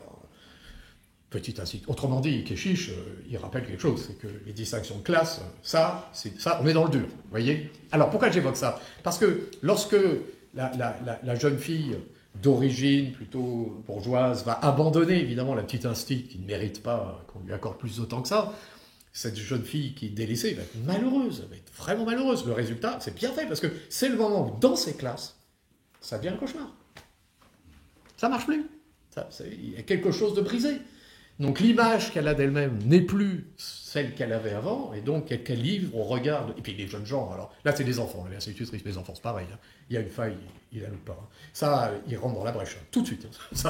Là c'est un haut risque, hein. Là il faut arriver à tenir la chose. Là. Donc, il y a quelque chose en nous, malgré tout, qui peut briser ça. C'est que, vous voyez, Rousseau dit, si je veux penser l'humanité, il faut que je repère ce qu'il y a de commun à tous les êtres humains. On va retrouver la pitié, vous allez voir. Ce qu'il y a de commun. Et ce qu'il y a de commun à tous les êtres humains, c'est pas le plaisir, parce qu'il y a des vies de douleur, hein, ça. C'est pas la réussite sociale, par exemple, ça, on réussit, on loupe, c'est pas. Bon. C'est pas la richesse. D'ailleurs, peut-être même que la richesse, à un certain niveau, n'est pas universalisable. C'est-à-dire que... Il y avait 200 millions d'êtres humains sur la Terre, il y a 2000 ans, 130 millions, il y avait déjà des pauvres. Hein. Donc, mais avec le niveau de vie d'aujourd'hui, sur 200 millions, c'était peut-être jouable. Mais à 8 milliards, 10 milliards, il y a un problème. Donc la richesse n'est pas universalisable. Donc, qu'est-ce qu'il y a d'universalisable? Rousseau dit qu'il n'y a qu'une seule chose. C'est la douleur.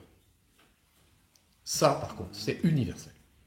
Tout être humain, toujours, éprouve la douleur au moins une fois dans sa vie. Toujours. Mais toujours. La douleur, le chagrin, la peine, mais ça, c'est universel. Il n'y a rien de plus universel que ça.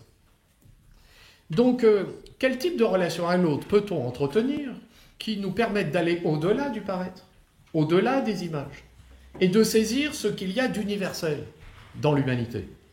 Qu'est-ce qui nous permet de saisir l'unité du genre humain? La conscience qu'on peut avoir de la douleur de l'autre. Mais, une douleur, c'est une réalité dont on ne peut rien dire avec des mots. On ne peut pas. On a tous éprouvé une douleur dans sa vie. Pensez à une douleur physique. Une douleur physique. Une grande douleur physique. Une crache de dents, un accident, un doigt blessé, un coup de marteau sur le pouce. Une douleur. Bon. Vous éprouvez une douleur. Bon. Et immédiatement, éprouvant la douleur, je ne peux pas m'empêcher de tenter d'en parler. Ça, les personnes âgées, hein, souvent, le temps passe, ils parlent de la douleur, etc. Alors, les jeunes gens disent, ouais, ils parlent encore de ces douleurs, etc. Oui, mais non. C'est Oscar Wilde, hein, passé 50 ans, si t'as mal nulle part quand tu te réveilles, c'est que t'es mort. Hein. Donc la douleur, tu l'as éprouvée ou tu vas l'éprouver. Et donc le temps passant, elle va s'imposer progressivement. Eh bien, vous savez bien que quand on éprouve une douleur de cet acabit, quand on en parle, on sent bien qu'on ne dit pas grand-chose. Si je dis j'ai mal aux dents, celui qui me fait face, il entend j'ai mal aux dents, mais ça, voilà. Après, par analogie avec une douleur dentaire qu'il a lui-même éprouvée, peut-être qu'il va imaginer la douleur que j'éprouve, mais sans plus. Après, je peux lui dire cette dent-ci en lui montrant. Bon, puis je peux ouvrir la bouche en lui montrant. Bon, vous voyez, la douleur de l'autre, d'abord c'est l'autre, et puis ensuite il me parle, je comprends rien à ce qu'il dit, et lui-même n'arrive pas à dire. La douleur est indicible. Dans la douleur, on est seul. Voilà, la douleur, c'est l'expérience de la solitude. Et on parle de manière désespérée, puisqu'on n'y arrive pas. Et les médecins l'ont compris. Pourquoi? Et c'est la raison pour laquelle, quand vous consultez, quand vous êtes à l'hôpital, parce que vous êtes blessé, vous avez une douleur, la question qu'on va vous poser, c'est pas est-ce que vous avez mal? C'est pas quelle est votre douleur? Non, on va vous dire, sur une échelle de 0 à 10, et vous allez situer votre douleur dans une quantité, mais la qualité éprouvée, elle reste mystérieuse. Ce qui, pour le praticien, est suffisant. Vous êtes à 6, et puis le lendemain, vous dites à 4, donc le traitement est efficace, vous montez à 8, il y a un problème. Ça suffit. Mais lui, il est dans la quantité. Mais vous voyez bien que la transposition dans le registre du quantitatif d'une douleur qui est éprouvée comme une qualité singulière. D'ailleurs, on ne vit jamais deux fois la même douleur. La douleur elle-même, la deuxième fois, c'est la même, plus le souvenir de la première. C'est déjà plus la première.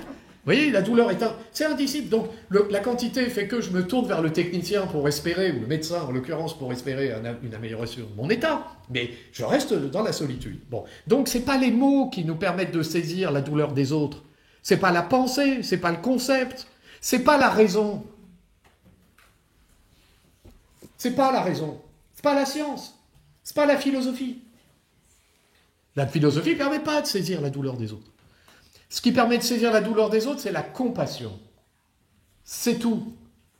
Tu dis rien, tu compatis. Compatir, ça veut dire... Alors, la compassion, c'est la pitié, en fait. Mais là, je parle d'une pitié qui est investie par les représentations. Lorsque nous entrons dans la culture, la pitié naturelle, qui est une espèce d'identification mécanique. Vous voyez, le nourrisson est dévoré par le loup, je m'en vais, parce que ça provoque en moi mécaniquement une crainte. C'est biologique, en fait. Bon. avec l'actualisation des potentialités, la pitié est investie par la conscience. Vous voyez, elle devient compassion au sens où pâtir, au sens classique, la passion c'est la passivité. Pâtir c'est souffrir. Pâtir c'est souffrir, c'est éprouver. La douleur est une passion, mais la joie aussi. Mais la joie c'est une passion. Oui, quand l'autre est joyeux, bien sûr, je peux sympathiser avec sa joie, mais pourquoi il est joyeux déjà? Pourquoi lui? Et pourquoi pas moi? Il est trop joyeux, qu'est-ce que c'est que cette joie? Vous voyez, la joie peut susciter l'animosité. Vous voyez, le succès en société, ça suscite l'animosité, on le sait bien. La beauté, ça suscite pas la sympathie. Il y a un très très beau film italien qui s'appelle Malena, une jeune femme italienne d'une beauté extraordinaire, mais elle va susciter la haine. Elle sera lynchée par la foule. Et lorsqu'elle sera abîmée dans son corps, enlaidie, alors la communauté villageoise va l'accepter. Mais pas avant. Pensez à ces jeunes filles magnifiques qu'on achetait au feu au moment de la chasse aux sorcières. Enfin, on achetait aussi des personnes qui n'étaient pas magnifiques, parce que magnifique trop belle, pas magnifique trop laide. Et bien toujours à trop. Puis c'est toujours les femmes. En passant, il y avait quelques garçons quand même, mais les statisticiens nous disent un garçon pour 3 filles. C'est à peu près la proportion. Bon, donc, non, ce qui suscite la circulation des passions, c'est pas la joie, c'est pas le succès, c'est pas la richesse, c'est pas le plaisir, c'est la douleur. Lorsque l'autre souffre et que je compatis, alors, le miroir est brisé. Voilà, là, je suis au-delà de l'image. Une passion provoque une passion. Et la passion que j'éprouve n'est pas la passion qui provoque la passion. Ça, on est d'accord. C'est pas une identification au sens où on se mettrait à la place de l'autre. Par exemple, l'empathie. Empathie, ça veut rien dire. Se mettre à la place de l'autre, ça n'existe pas. D'abord, 2 corps ne peuvent pas occuper le même lieu en même temps. Ouais, ça s'appelle l'antitypie. Donc déjà, sur le plan physique, je ne peux pas être à ta place, tu ne peux pas être à la mienne. Ou alors, c'est successivement. Mais déjà, c'est plus la même place. Puis d'autre part, même sur le plan de l'esprit, on n'est pas à la place de l'autre. C'est pas vrai. C'est pas vrai. On est seul. Évidemment qu'on est seul. On n'est pas dans une fusion des âmes qui serait dans une espèce d'empathie. Non. Par contre, la sympathie, ça oui. La sympathie, oui. On partage des passions. Ça oui, on peut le faire. Ou la compassion, la circulation des passions. Et la passion douloureuse provoquant en moi une douleur, je saisis quelque chose d'universel dans l'humanité. Là, c'est pour ça que je parlais d'un miroir brisé. Je brise la surface. Vous voyez, je vais au-delà de la surface. Ça, c'est universel. Voilà. Donc si je ne suis pas capable de compatir, ça veut dire que je suis sorti de l'humanité. Mais, effectivement, la pitié elle-même soulève une difficulté. Parce que la compassion peut générer en moi le sentiment que l'autre souffre, cette pitié que j'éprouve, c'est la douleur malgré tout atténuée, de sorte que je peux en tirer une certaine satisfaction. C'est-à-dire, ma douleur n'est pas sa douleur, malgré tout. Elle est inférieure, et donc la pitié ne suffit pas. Et là, Rousseau le pointe très précisément dans Émile. Ça, il nous le dit très précisément. Et oui, il y a une pitié qui, finalement, est tournée vers soi-même. Une pitié qui, une sorte de compassion, si on veut, qui ramène à soi, et au sentiment de s'en tirer pas trop mal par rapport à l'autre. Donc il y a une pitié qui nous maintient dans la situation de la concurrence, de la rivalité. Raison pour laquelle la vertu ne se résume pas à l'indignation. Peut s'indigner. Il y a un petit livre qui s'est vendu à de nombreux exemplaires il n'y a pas si longtemps, Indignez-vous. Oui, indignez-vous, c'est bien, mais l'indignation n'est pas en elle-même une vertu. On peut toujours s'indigner, on peut manifester en s'indignant. La question n'est pas celle-là. La question est, as-tu les moyens et fais-tu en sorte de modifier ce qui dépend de toi? Parce que si tu n'agis pas sur ce qui dépend de toi tout en t'indignant, ta vertu, c'est pas une vertu. C'est une modalité singulière de l'orgueil. Oui, c'est une autre manière de se présenter dans une image vertueuse, alors aux autres et à soi-même. D'ailleurs, vous avez une espèce de mauvaise foi. Oh, quand même, je m'indigne, donc je suis tellement vertueux. Donc, la question devient pédagogique. En fait. Comment on fait pour que il y ait à la fois une compassion sans laquelle on n'accède pas à l'universel? Parce que seule la compassion nous fait toucher en quelque sorte, non pas du doigt mais de l'âme, nous fait toucher de l'âme ce qu'il y a d'universel en tout être humain, c'est-à-dire la douleur. C'est universel. C'est important, hein, la douleur, ça veut dire je ne suis pas un dieu. Hein.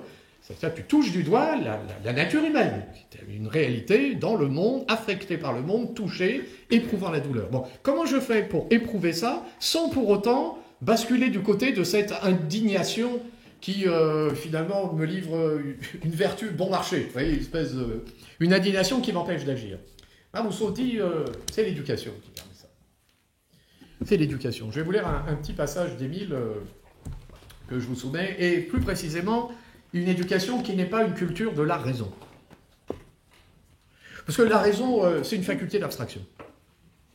Donc, en cultivant la faculté d'abstraction, peut-être qu'on va se garder de la pitié qui conduit à avoir un regard sur soi très autocentré, peut-être. Enfin, si on cultive uniquement cette faculté d'abstraction, on risque bien assez rapidement de devenir totalement insensible à la douleur des autres. Il est arrivé qu'un massacre soit suivi dès le lendemain de discours qui expliquent le massacre.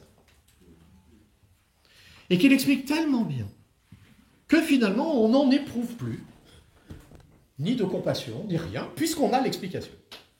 Le philosophe n'a qu'à s'argumenter, dit Rousseau, et, alors je le paraphrase là dans le second discours, dans le discours sur l'inégalité, le philosophe n'a qu'à s'argumenter et on peut s'entrégorger sous ses fenêtres, il dormira, ça ne l'empêchera pas de dormir.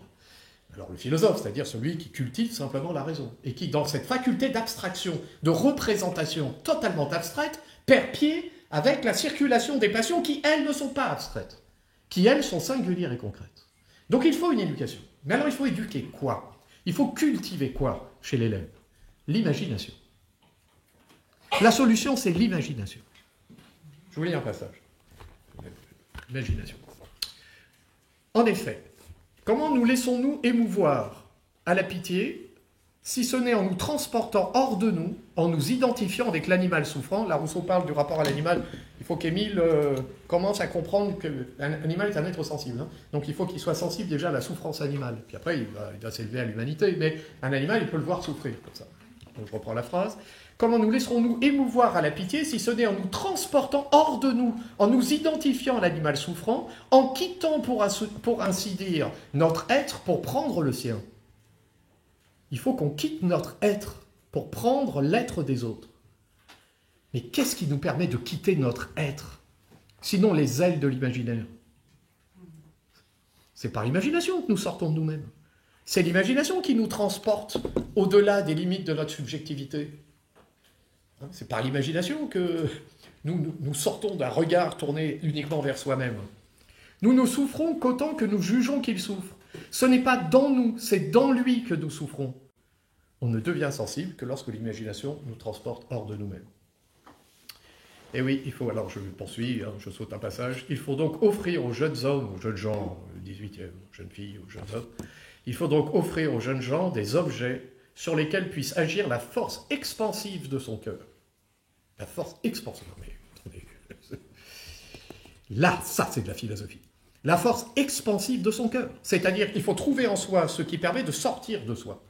Il faut que ça soit une expansion et pas une contraction. Ça, c'est une éducation. La force expansive de son cœur. Vous voyez? C'est-à-dire, il faut cultiver tout ce qui en nous se dilate, tout ce qui nous sort de nous-mêmes vers l'autre. Et au contraire, il faut réfréner tout ce qui nous contracte, tout ce qui cultive le moi. Vous voyez, on pense à Pascal, le moi est haïssable. Pourquoi? Parce qu'il veut se faire centre de tout. Donc, la solution, ici, qui ne permet pas de sortir, il ne s'agit pas de sortir de la société, la bonne éducation permet de vivre dans la société, c'est le but du jeu, dans la société, sans avoir corrompu sa nature. Et la nature, on l'a dit, ici, c'est la liberté. Donc il faut vivre en société sans corrompre sa nature, sous le regard de l'autre, donc dans le paraître, sans pour autant être piégé dans le paraître et l'image de soi. La solution, ce n'est pas la raison, ce n'est pas des représentations intellectuelles abstraites. La solution, c'est une culture de la compassion, une culture de la pitié, qui passe par une culture de l'imagination. Alors moi, je vous soumets quand même un élément de réflexion. Tout à l'heure, je parlais des rêves partis. J'évoquais ces jeunes gens qui dansent et qui, mus par la musique, voient leur corps mis en mouvement dans quelque chose alors qui les met à distance les uns des autres. Donc là, ce n'est pas une culture de l'imagination, mais c'est une atomisation qui libère du regard de l'autre. Vous voyez, qui met les corps en mouvement par quelque chose, c'est les fréquences basses, ça reste au corps, c'est pas la musique éthérée. Bon. Mais pourquoi je vous dis ça? Parce que il n'y a pas si longtemps, un 7 octobre, des jeunes gens dansaient dans une rave party. Ils avaient 18-20 ans. D'autres jeunes gens, qui avaient le même âge, se sont présentés sur le même lieu. Ils les ont tués, ils les ont massacrés. On a violé des jeunes femmes. La question est la suivante. Ils avaient le même âge. Qu'est-ce qu'on leur a dit pour qu'ils soient capables de faire ça? Moi, je vous soumets cette question. La culture de l'esprit, c'est ça qui fait que nous engageons un rapport à l'autre qui est soit un rapport de compassion, soit un rapport de mépris, de haine et de colère. Donc la question, vous voyez, je ne pense même pas à ces jeunes gens, moi je pense aux autres. Qu'est-ce qu'on leur a dit pour qu'un être humain de 18 ans soit capable d'aller à ce point de violence qui fait qu'il va même tellement tordre l'image qu'il a des autres et de lui-même, qu'il va filmer la chose, qu'il va mettre l'image en public, et qui va dire, voilà l'image que j'ai de moi-même. Regarde l'image que j'ai de moi-même. Donc là, vous voyez, là, ma remarque, je ne rentre pas dans les questions politiques, hein, Israël-Palestine, chacun pense ce qu'il veut, c'est pas le problème. Là, je parle d'humanité. Voilà, je parle d'humanité. En fait, l'image de soi, elle est à la fois absolument nécessaire, parce que sans elle, il n'y a pas de vie sociale. Et en même temps, l'image de soi, c'est toujours potentiellement un poison terrible qui dissocie notre être. Et donc, il n'y a pour vivre en société sans se perdre, et sans se perdre la relation avec les autres, sans perdre la relation avec les autres, il n'y a qu'une seule voie, qui est celle de l'éducation. Et il n'y a dans l'éducation qu'une voie à prendre. C'est l'éducation de la sensibilité, de l'imagination. Autrement dit, la raison, évidemment qu'elle doit être cultivée, mais il convient de ne jamais oublier le cœur. Et je vous remercie de votre attention.